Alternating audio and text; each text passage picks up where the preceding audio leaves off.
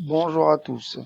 Dans cette capsule, nous allons déterminer l'expression de la loi d'Ohm à partir d'une activité expérimentale. Pour cela, nous allons avoir besoin du montage suivant. Un générateur de tension variable, un interrupteur, un ampèremètre branché en série avec notre résistance, un voltmètre branché en dérivation.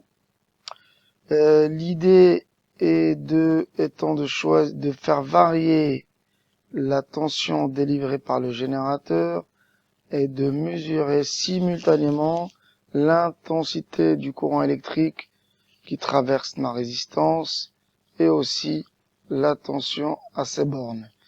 On va choisir pour cela une valeur de la résistance de 300 ohms. Alors, commençons notre montage. Je vais avoir besoin d'un générateur de tension variable, un multimètre que je vais utiliser en mode ampèremètre, un voltmètre que je vais utiliser en mode voltmètre. J'aurai besoin d'un interrupteur. Je vais le mettre ici. Et puis de notre résistance. Je vais, voilà, on va tourner comme ça. Non, je vais laisser. C'est plus simple après pour le voltmètre. Je vais brancher tout ça. Donc, je commence donc là dans mon générateur. Je vais commencer par la borne plus, la positive, que je vais relier à l'interrupteur. L'interrupteur vers mon ampèremètre. Donc, ici, ça va pas fonctionner comme ça. Plutôt comme ça. Donc là, je choisis la borne milliampères. J'ai le choix avec 10 ampères. Mais vu que l'intensité du courant que je vais avoir sera de l'ordre des milliampères, je vais me contenter de cette borne-là. Bien sûr, je sors de la borne COM. Je relie la résistance. Je rappelle que la résistance est un dipôle non polarisé. C'est-à-dire que je peux brancher de n'importe quel côté, donc là ou là, c'est pareil. Et je repars pour rejoindre la borne négative de mon générateur. Ça ne marchera pas comme ça. Il faudrait que je parte plutôt de mon générateur. Je vais retourner. Voilà, comme ça. Voilà. Là, mon circuit en série est fini. L'ampèremètre est bien branché en série, dans la même boucle. Maintenant, il faut que je branche le voltmètre qui va me mesurer la tension aux bornes de la résistance. Donc, bien sûr, le courant va par convention de la borne positive et revient à la borne négative. Donc, il va venir par là. Il doit rentrer par la borne COM, plutôt borne volt, et sortir par la borne COM. Ensuite, ici, je vais mettre le curseur sur 200 milli. Donc, c'est la graduation la plus élevée des milliampères. Je vais affiner au fur et à mesure des mesures. Pour mon voltmètre, je vais le mettre sur le voltmètre en mode courant continu. Je ne vais pas dépasser 20 volts, donc je vais le mettre sur 20. Dernière chose, ma résistance, j'avais dit que j'allais choisir une résistance d'une valeur de 300 ohms. Ok, donc mon circuit est prêt. Je vais allumer le générateur. Je vais mettre sur tension variable. Je clique sur lecture. Voilà. Là, l'interrupteur, il est ouvert. C'est-à-dire que il n'y a aucun courant qui circule dans mon circuit. Je vois toujours à partir de là que quand j'ai intensité nulle dans mon circuit, forcément la tension sera nulle. Je vais ranger tout ça dans un graphique. Donc je commence déjà quand j'ai tension nulle, intensité nulle. Pareil. Ici vous allez voir que j'ai mis l'intensité en milliampères, mais moi j'en aurai besoin en ampères. Donc j'ai rajouté une deuxième ligne. Ce que je vais faire d'ailleurs, je vais réduire mon graphique, comme ça me facilitera le travail par la suite. Alors là, mon générateur, il est réglé sur 3 volts. Je vais fermer le circuit. Le voltmètre me donne 2,98 volts et l'ampèremètre 9,9 milliampères. On remarque que 9,9 milliampères est inférieur à 20 milliampères. Donc je peux changer de calibre pour avoir une valeur plus précise. Alors je complète mon tableau. Hop, il est ici. Donc je vais mettre la valeur en milliampères, donc 9,93. La valeur de la tension 2,98. Ici je vais convertir les milliampères en ampères pour que ce soit plus facile par la suite, parce que je vais faire cette étape-là plusieurs fois. Donc je vais faire une formule, donc cellule, je vais mettre égal pour convertir la valeur de cette cellule-là. Donc passer des milliampères en ampères, il suffit de diviser par 1000. Voilà, donc j'obtiens directement la valeur en ampères. Je vais étendre ce calcul à toutes les cellules. Comme ça, par la suite, ce sera plus simple pour moi. On va faire varier la tension. On va, par exemple, aller à une tension à peu près de 4. Ça, donc je vais compléter mon tableau. La tension est de 3,97. L'intensité 13,25 milliampères. Et vous allez voir qu'automatiquement, elle sera convertie en ampères. Je reviens sur mon générateur. Je vais augmenter la tension.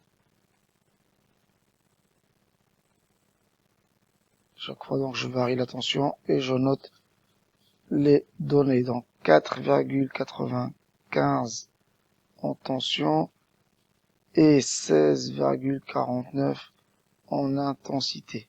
Milliampères, bien sûr. Ensuite, je vais faire varier.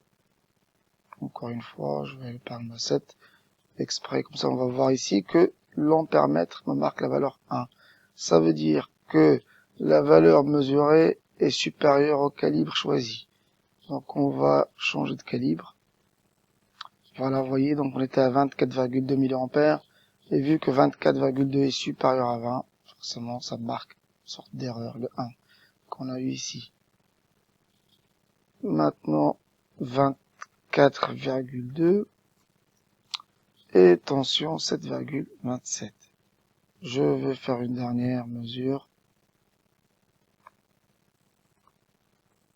Voilà. Là, l'intensité est de 36,2 milliampères. La tension, elle, est de 10,85. Maintenant que j'ai fait mes mesures, je vais essayer d'exploiter les résultats. Donc, mon tableau, il est là. Je vais essayer à partir du tableau, d'insérer un graphique, donc de faire le graphique sous forme d'un nuage de points. Voilà. Première remarque, on voit que les points sont alignés.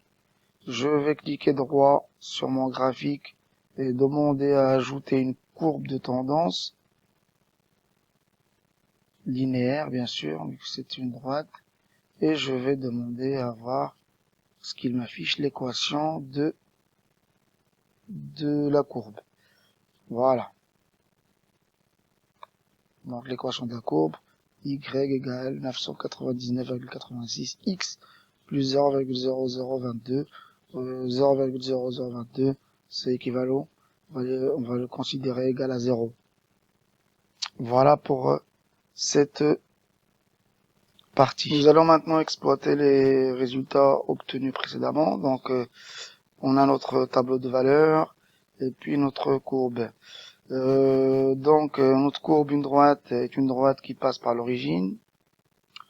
Une droite qui passe par l'origine a pour équation y égale à x.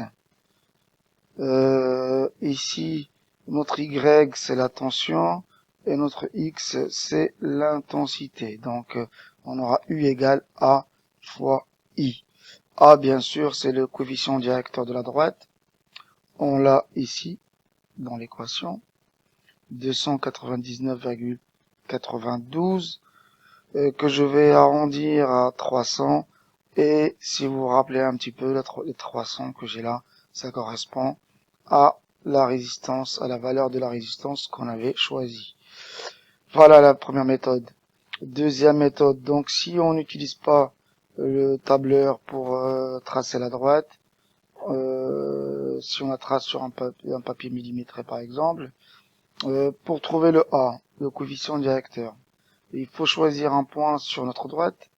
Je vous conseille de choisir un point pour lequel son ordonnée et son abscisse soient faciles à trouver. Par exemple, ici, dans ma droite, je vais choisir ce point-là, que je vais nommer A.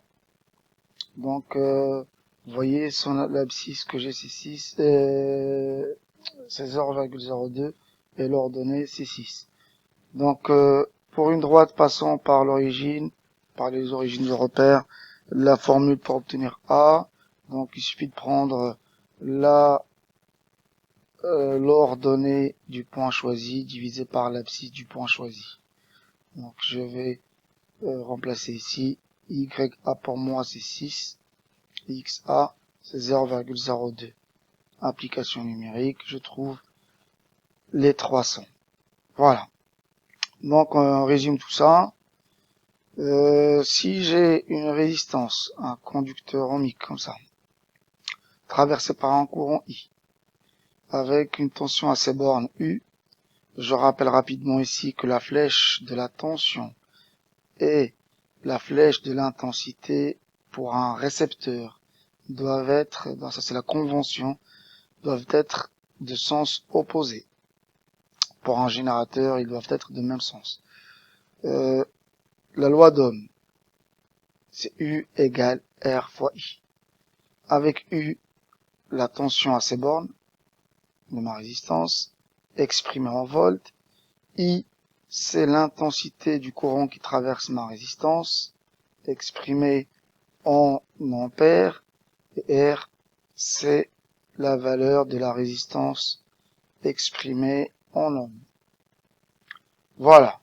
Maintenant, avant de terminer, si on a besoin de calculer, par exemple, l'intensité, si on me donne U et R et je veux calculer l'intensité, j'utilise la formule suivante, I égale U divisé par R.